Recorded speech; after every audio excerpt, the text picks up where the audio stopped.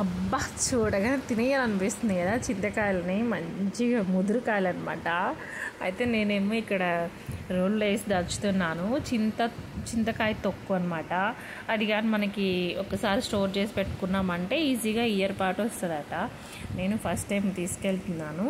అయితే దీనికోసం మనం మంచిగా ముందుగానే ఈ చింతకాయలు తీసుకొని కడుగేసి ఒక రోజంతా కాదు, కొద్దిసేపు ఆ తడారేంత వరకు ఆరనిచ్చి తర్వాత వీటిని రోల్లో వేసి దంచాలన్నమాట. దంచి ఒకలా ముక్కలా దంచిన తర్వాత కొంచెం ఉప్పు, పసుపు, ఇవి ఇంతకు మించి ఇంకేం ఇంగ్రీడియంట్స్ ఉండదు అనమాట.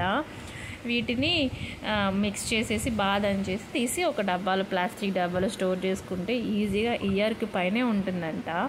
సరే దీన్ని ఏం చేస్తాం అని అంటే, మా సైడ్ అయితే వేరుశనగపప్పు వేసి పచ్చడి చేయడము, పచ్చడికి ఎక్కువ వాడుకుంటారు. కొంతమంది ఉత్త టమాటాలో వేసి చేస్తారట. ఒక్కొక్కరు ఒక్కో టైప్లో చేస్తారు. సో నేను దీన్ని ఏం చేస్తానని ఎప్పుడైనా చేసినప్పుడు మీకు చూపిస్తాను. ప్రస్తుతానికైతే అలా దంచి స్టోర్ చేస్తున్నాను అనమాట.